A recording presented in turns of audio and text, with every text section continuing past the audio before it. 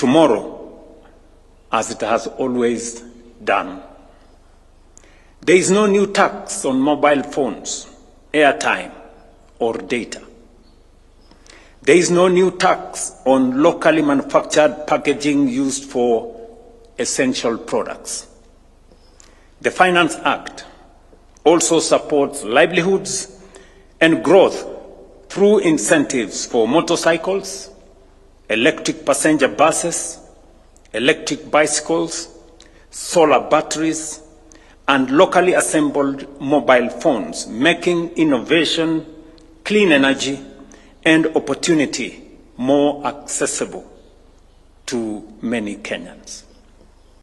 To protect our sugar industry, the Act increases duty on imported sugar from Kenya shillings 7 shillings and 50 cents to 40 shillings per kilogram, safeguarding 17 operational factories, sugar factories that is in Kenya, and the livelihoods of 2 million farmers and 10 million Kenyans who depend on the sugar sector.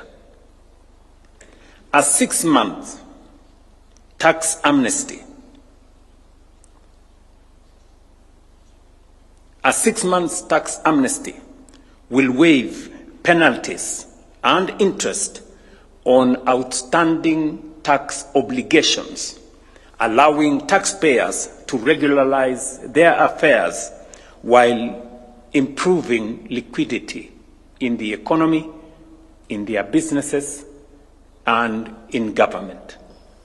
Mortgage tax benefits previously available through banks have now been extended to borrowers from registered microfinance institutions, enabling them to enjoy the same relief that has been available to borrowers in banks. To address concerns raised by returning travelers, including Kenyans who travel abroad and members of our diaspora, we have increased the duty-free allowance from 39,000 Kenya shillings to 260,000 Kenya shillings for gifts and personal effects that Kenyans can buy as they travel or as they come home from their jobs abroad.